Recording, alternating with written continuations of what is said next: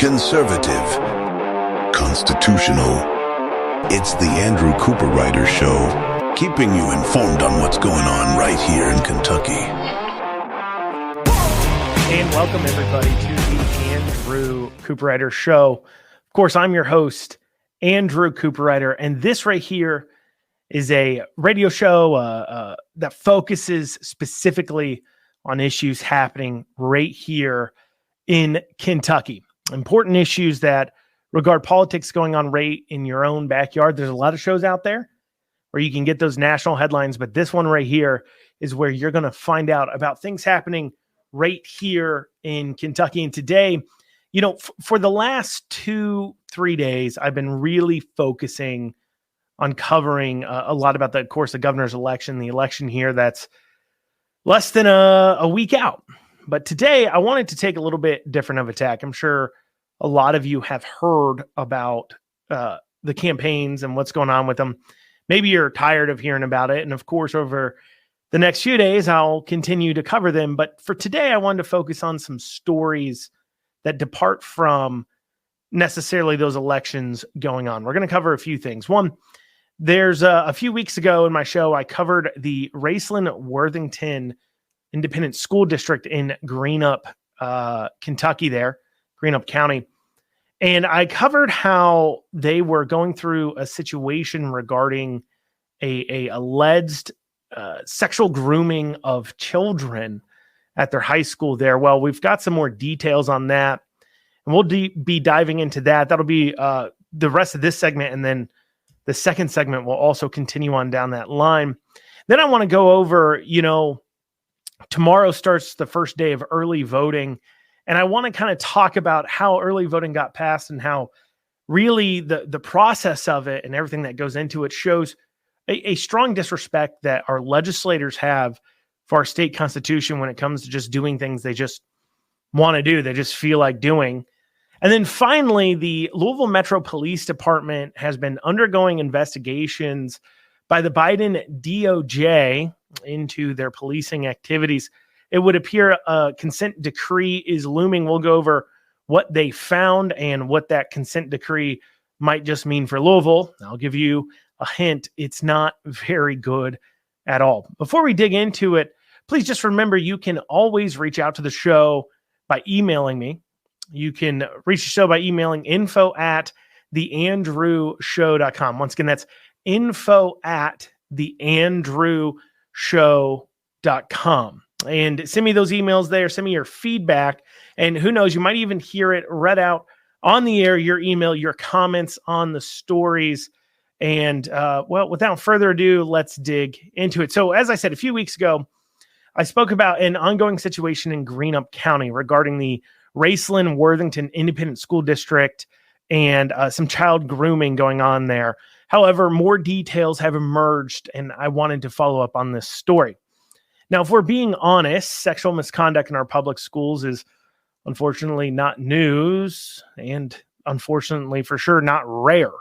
Actually, the Department of Education says that roughly 10% or 4.5 million children, so 10% of our school kids, 4.5 million of them in our public schools have experienced some form of sexual misconduct by teachers onto them by the time they graduate high school.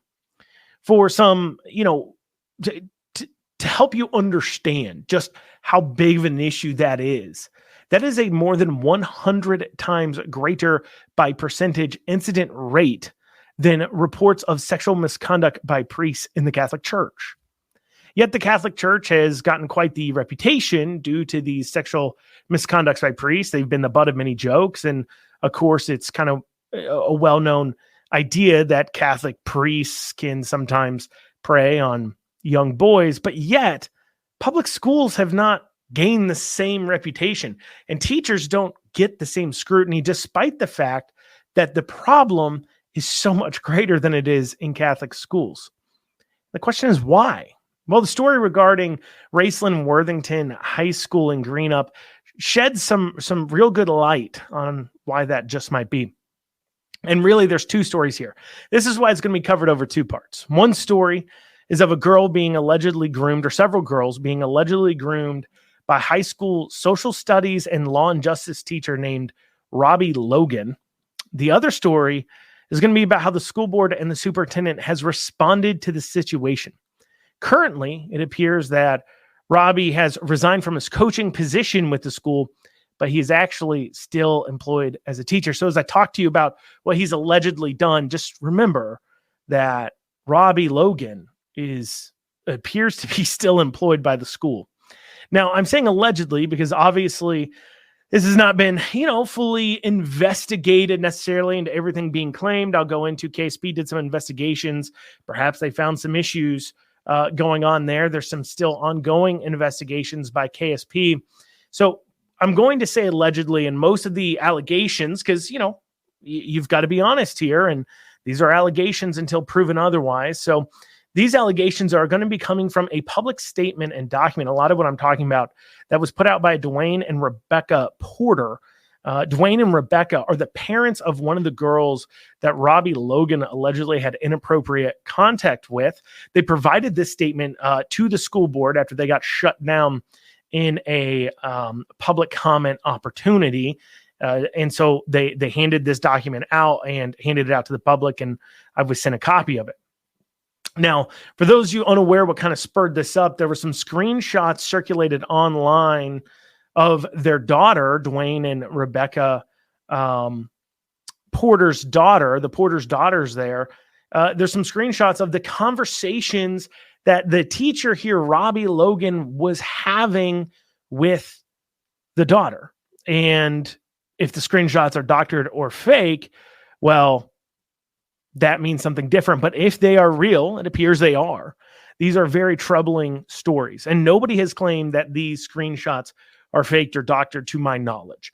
I'm just saying, people fake and doctor things, but it doesn't appear to be the case here. And what we see is very, very troubling. And so therefore, what the Porters have said about what's going on there at Raceland-Worthington High School, kind of northern Kentucky areas, that Greenup area, well, then it isn't just necessarily hearsay, but they are providing evidence, documentation, and facts to go ahead and back this up. And that's part of what makes this so troubling. So keep in mind that the things we're talking about here are once again alleged and not fully verified within the court of law, but they do bear repeating.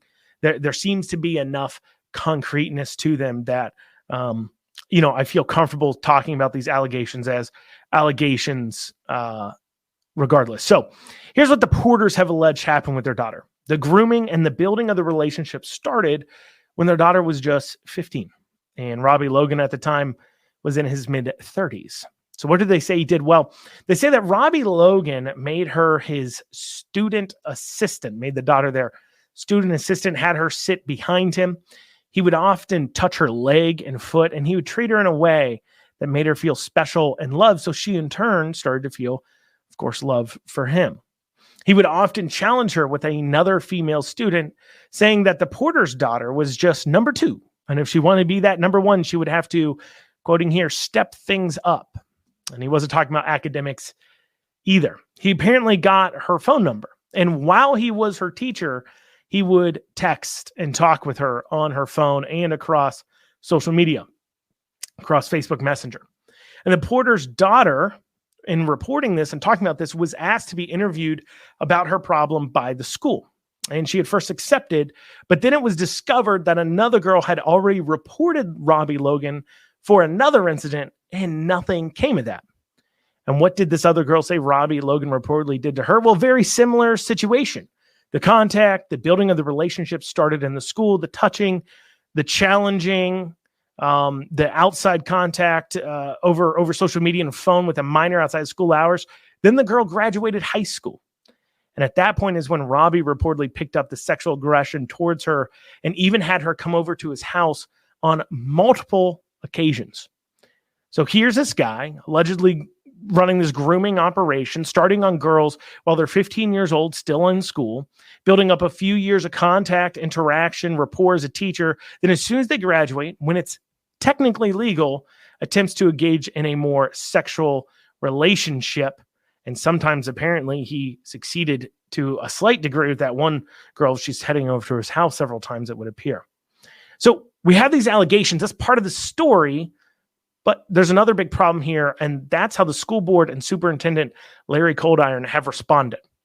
And to hear about that, we're going to cover how the school board and him have responded after this short break here. Stay with us. You're going to want to hear the rest of the story.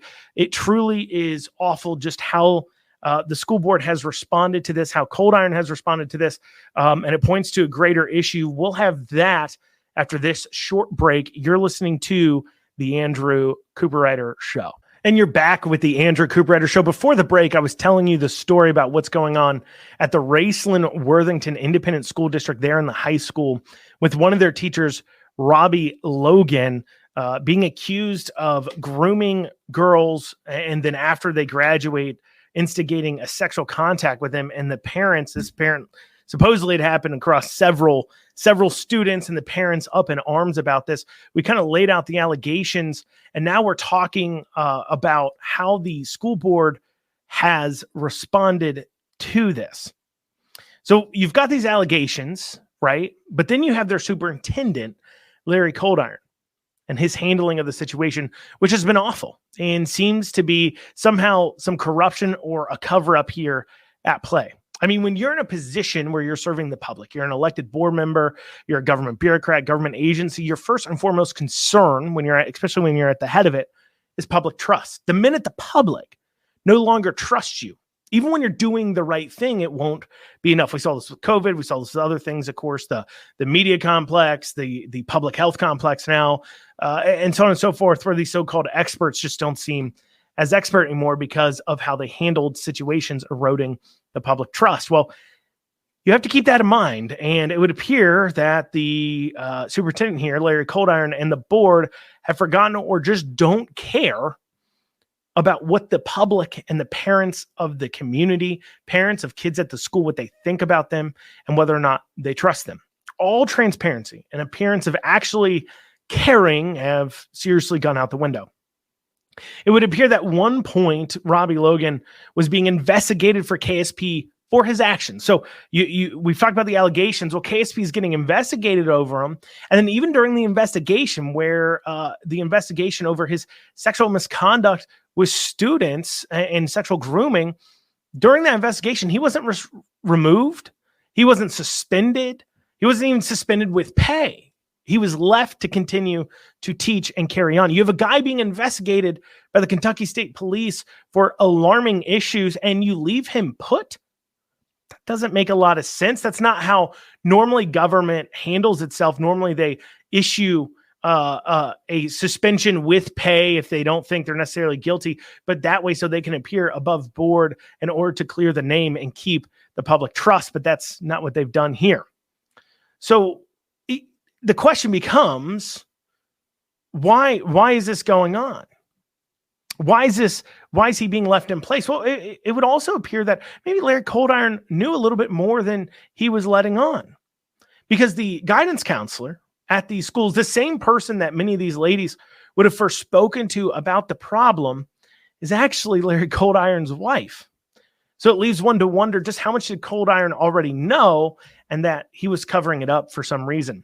You see, the Education Professional Ethics Board there, state board, and of course, state law requires when a superintendent receives a report of this kind of behavior, he's supposed to report it to the Board of Educational Professional Board and also to local law enforcement within 30 days. But yet, he made no such reports. Coldiron didn't report this to anybody. And in fact, when the Porters came to him to demand why he hadn't reported it and said that they would go ahead and get law enforcement involved, the Porters say that Larry Coldiron told them that their daughter would not be able to handle the ridicule and backlash if law enforcement got involved. But the reports were made and KSP did investigate. But while they found no crime in the investigation, we had to ask ourselves what kind of crime was actually exactly being committed here. Because even if the things said about Robbie Logan are true, It's unethical. It's gross. It's disgusting. It makes him a horrible person. It may go against school policy as well. He's having contact with these minors outside of school hours about non-school things. But after they turn 18 and graduate, well, they're adults. It's not exactly a crime. Sure, the grooming and pushing them towards that started when they were 15 years old and he was in a position of trust, but that's still not exactly a crime. There's no grooming law currently on the books here in Kentucky. Maybe something that should change. The school board at one point apparently hired a private investigator even to look into it. Well, that's a good move, except it turned out the private investigator, it turns out that private investigator has familial relations to Larry Cold Iron. Now, why is Cold Iron trying so hard to sweep this under the rug? Why is he trying to cover it up? I don't know.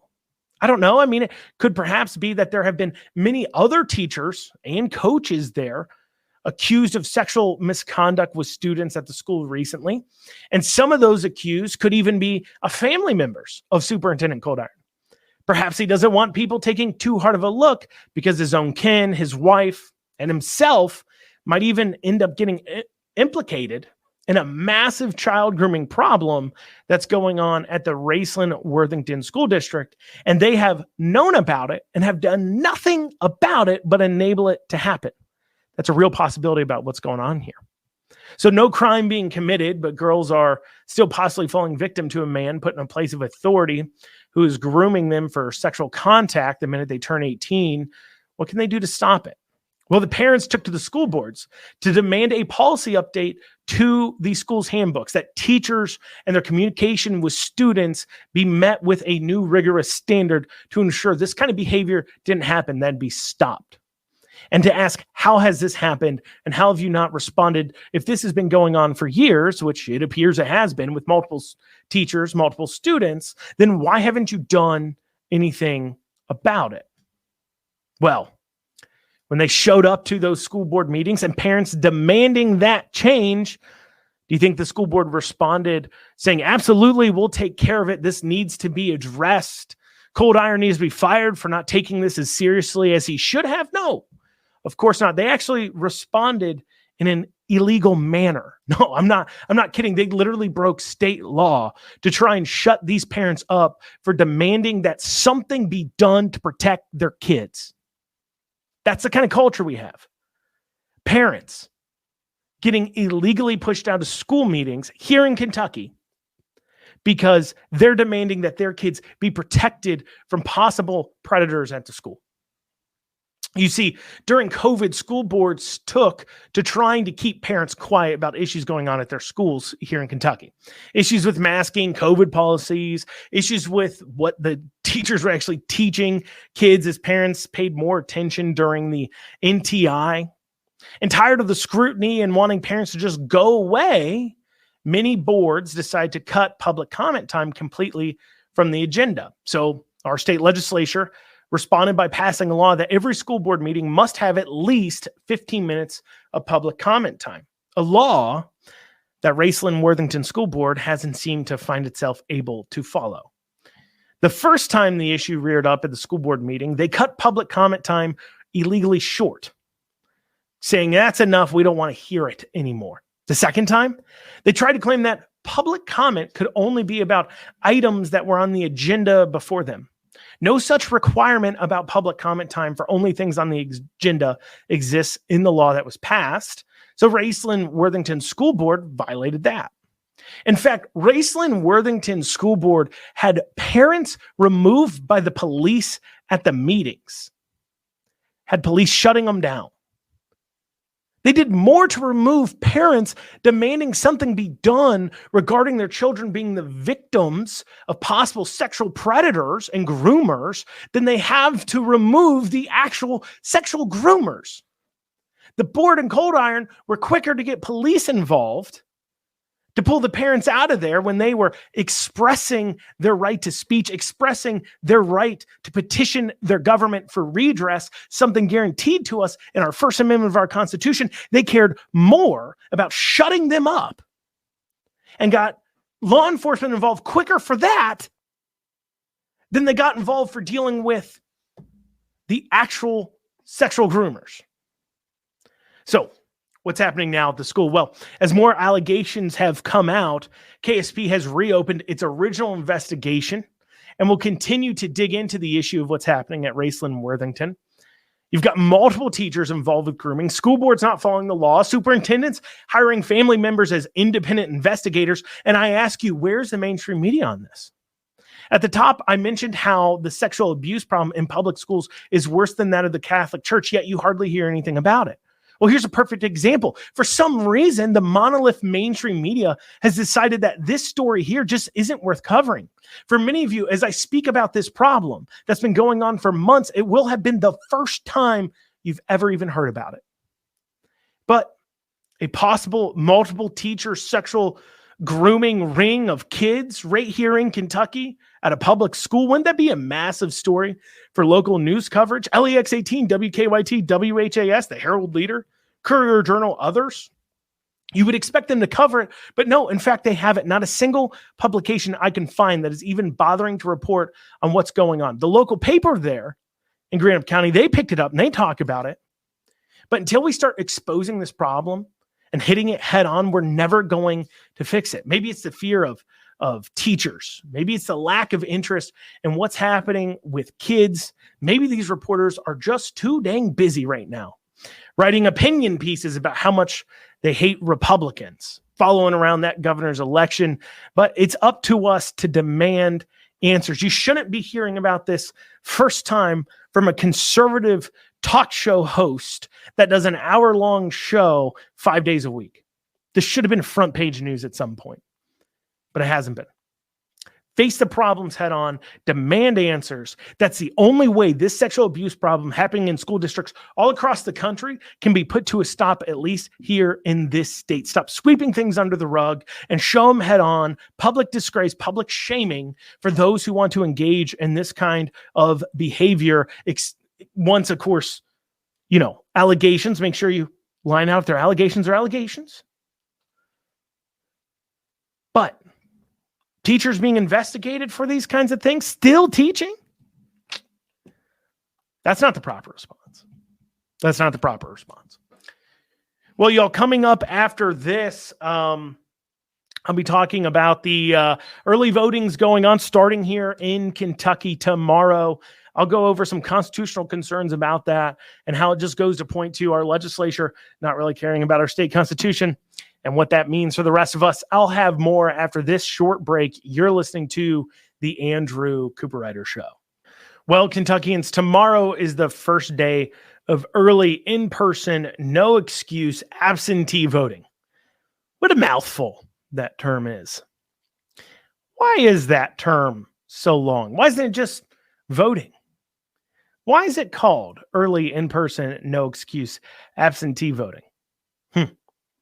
And while I will encourage you to go out and cast your vote however you can, I would be remiss if I didn't take this as an opportunity to talk about why the 3 days of early in-person voting isn't just called early voting, but rather it legally must be called early in-person, no excuse absentee voting.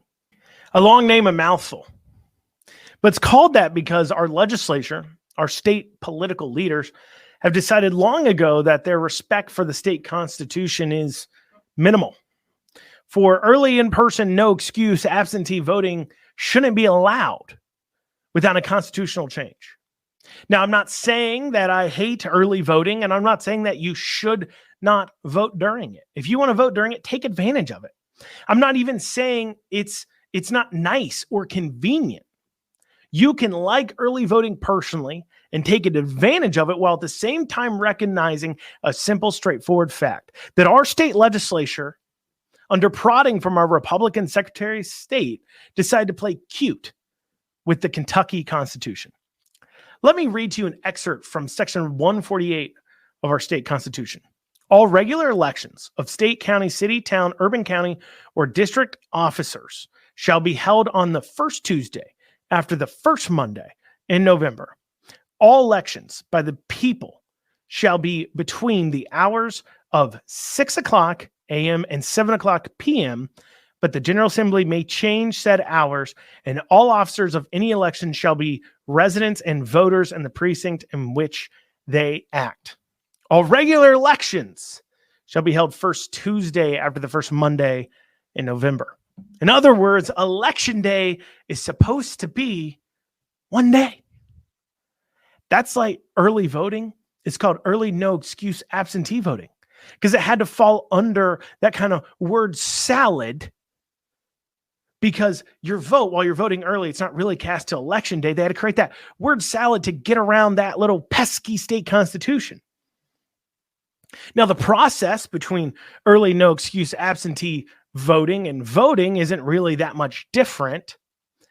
You just do them on the same ballots and counting machines that they would have up on Election Day, and they just throw them all in the same pile, and they're all counted there on Election Day. So there's nothing different about the process. It's just a name that had to be made up. Now, I don't know about you, but I have more respect for our state constitution than that. I respect it enough that I'm not going to try and find any kind of constitutional loophole I can to weasel my way of doing what is hard simply because I want to. I mean, there is a way that they could change Section 148 of our state constitution and get early voting done the right way, the constitutional way. But that's really, really hard and more of a process than just backroom deals and passing a simple bill on the floor. So instead, let's just invent a term so I can ignore the Constitution. The legislature can pass an amendment.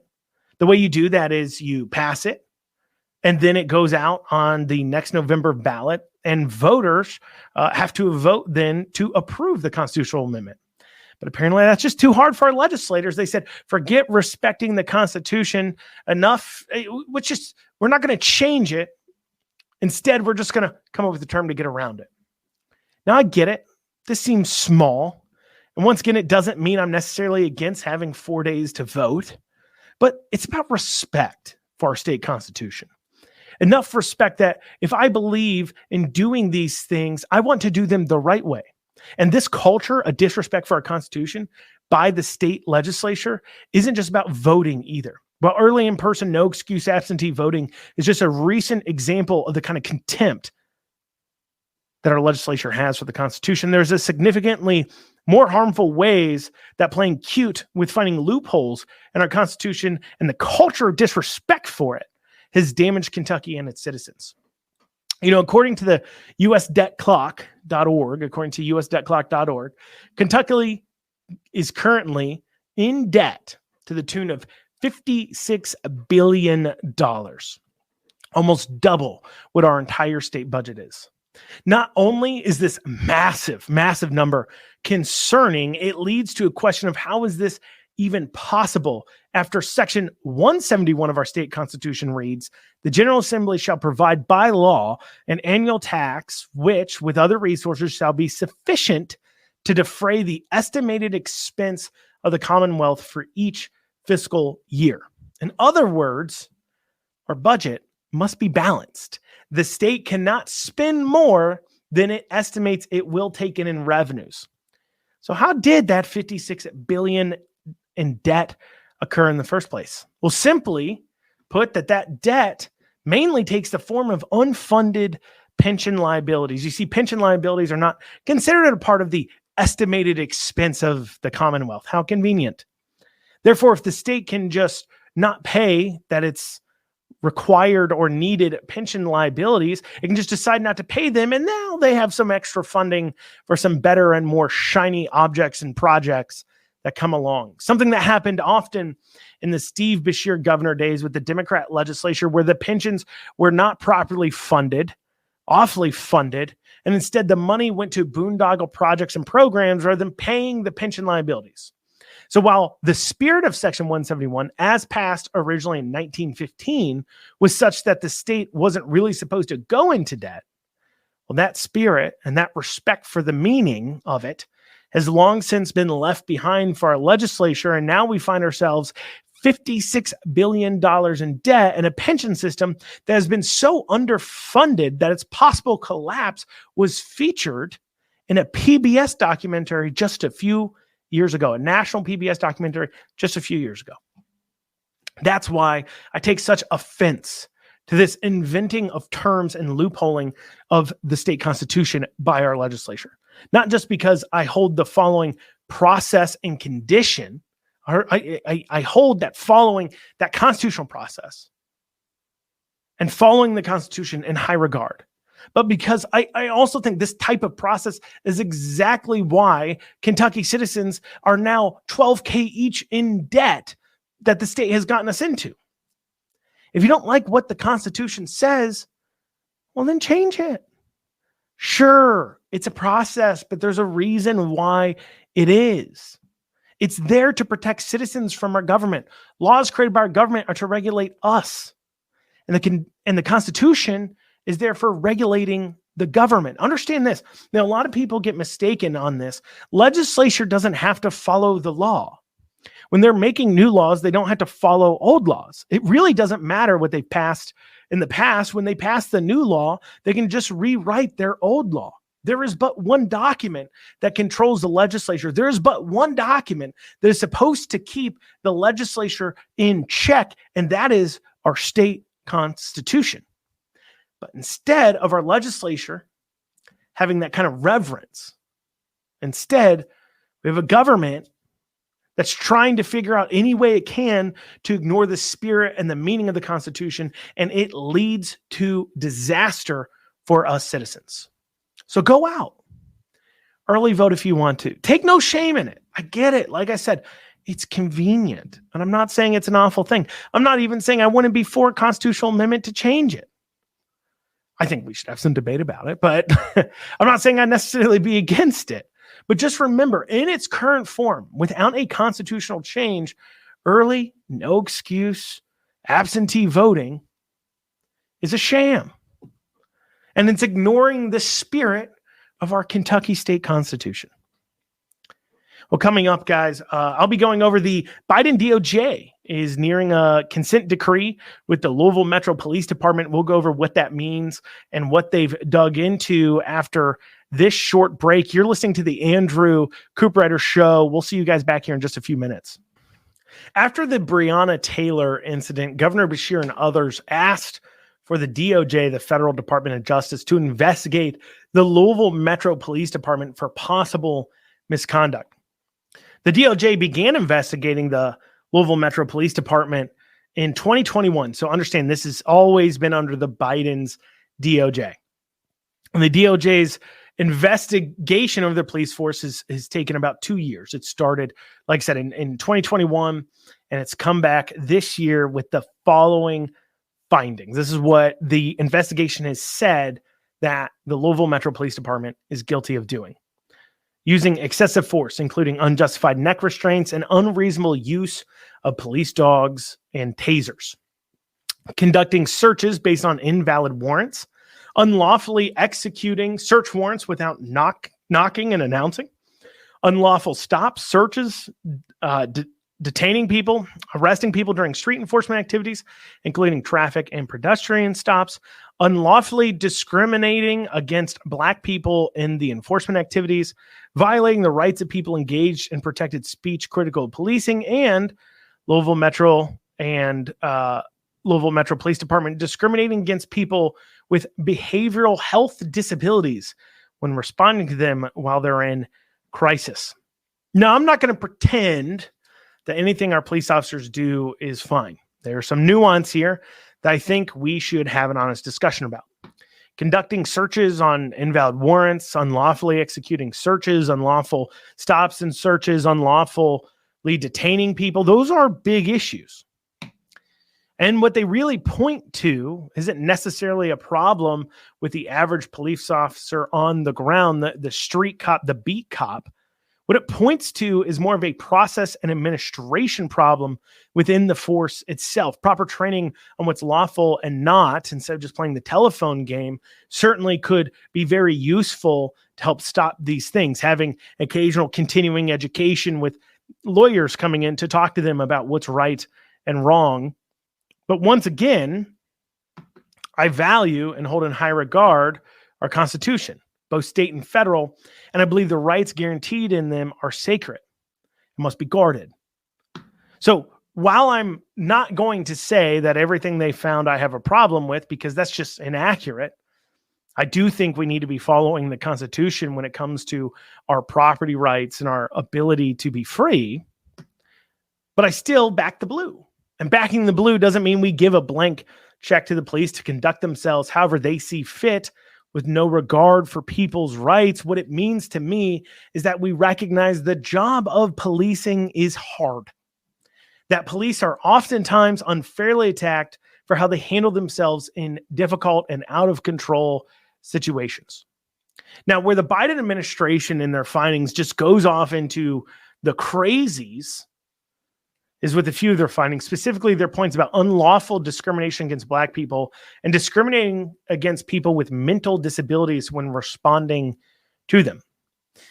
The Biden DOJ came to this conclusion on Louisville cops being racist because, well, Louisville police officers are having more interactions and arrests with Black people than they are white people by proportionality when considering their population.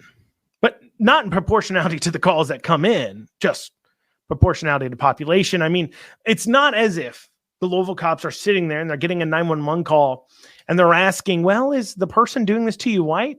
Well, we're not interested in responding. Then we don't arrest white people. That's not what's going on.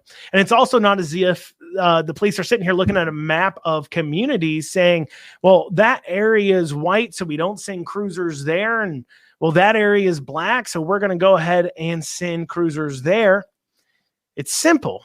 They are just responding to calls that are called in, and they have more officers in an area with more higher crime rates, period. What does the Biden administration want them to do?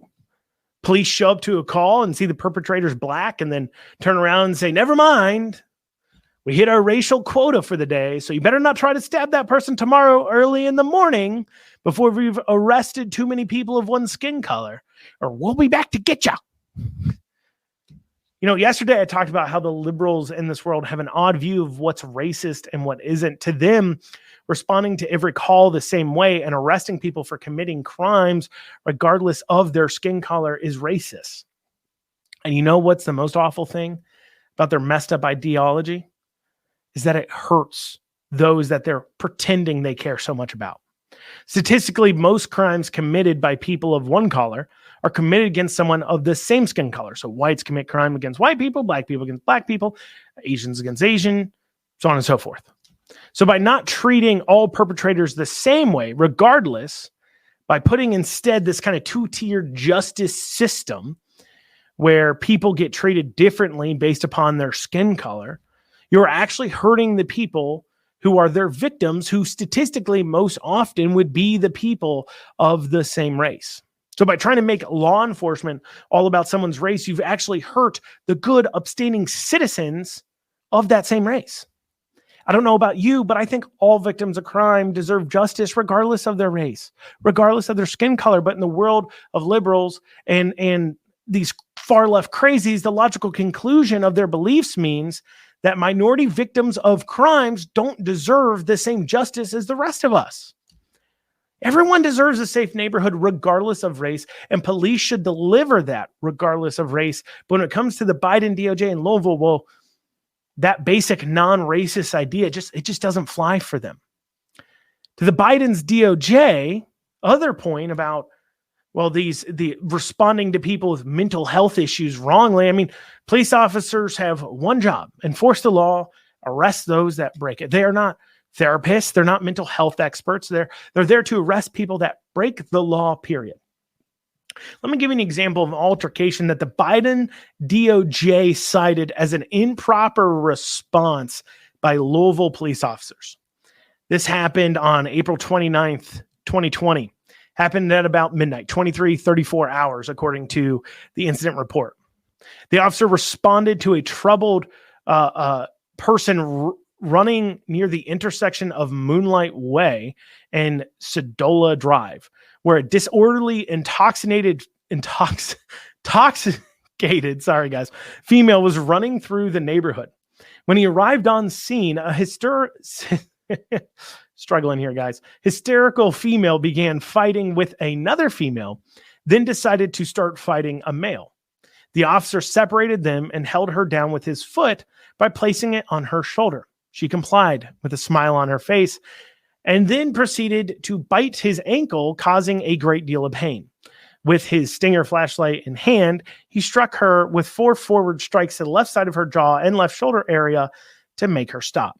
She was handcuffed and arrested and placed in the back seat of the officer's patrol car. EMS evaluated her and she was transported to U of L prior to booking because of her intoxication level and excited state. The officer suffered an injury to his right forefinger, right thumb, and a separate injury to his left ankle where he was bitten. The female was transported by EMS to U of L due to her intoxicated level. She had to be sedated by the staff. The subject had no visible injuries and did not complain of pain or injury. So let me sum this up. Officer arrives on scene to a drunk woman just running through a neighborhood. The woman then starts fighting and attacking another woman and man. The officer then puts the crazy drunk hysterical woman on the ground and then uses his foot to make her stay down and subdued. Now, for those of you who want to say, well, he was holding her down with his foot, what a bad guy. This officer was alone at this time. He had to remain aware of his surroundings as he tries to question and figure out what's going on. If he got on the ground to restrain her then and there with his hands, he'd be putting himself at greater risk for potential attack as he wouldn't be aware of his surroundings and wouldn't be able to figure out what the heck is going on. What the heck is going on? So he is restraining her with his foot, and then she proceeds to bite him. So he clearly wasn't putting much pressure on her. If he is able to, if she was able to reach his foot and bite him while he had his ankle and bite him while he had his foot on her shoulder, he couldn't have been applying that much pressure. She wouldn't have been able to reach. And keep in mind that HIV and other diseases are transmitted through bites, and bites can be very dangerous when it comes to infections and diseases. So put yourself in the officer's shoes. You got a drunk woman on the ground. You're trying to check your surroundings before arresting the woman, and the woman bites your ankle hard enough, keep in mind, to leave a mark. It's dark. It's midnight when he's responding, so he's got his flashlight out already. What's he going to do? Politely ask the hysterical drunk woman who's been running through the streets and biting people to please stop biting me? And then if she doesn't, say what? Them's the breaks, kids? Guess I just got to drag this woman along like a toddler attached to my leg. Now you're going to strike her until she stops biting you. He apparently actually didn't even hit her that hard, as the report says she wasn't bruised or had a broken jaw. He showed more restraint than I would have. If some woman was biting my ankles, what does the Biden DOJ want these officers to do? Bring a therapy couch with them? And then try to get this woman who's running through the streets, attacking people, biting ankles, to just sit on the couch and talk about her feelings? It's ridiculous. It's ridiculous. Out of control federal government. Well, y'all, that's what we have time for today on the Andrew Cooperrider Show. I thank y'all so much for joining me. We'll be back here tomorrow. You guys have a great rest of your day. Remember, make a plan to vote. Get out and vote. It's coming up. All right.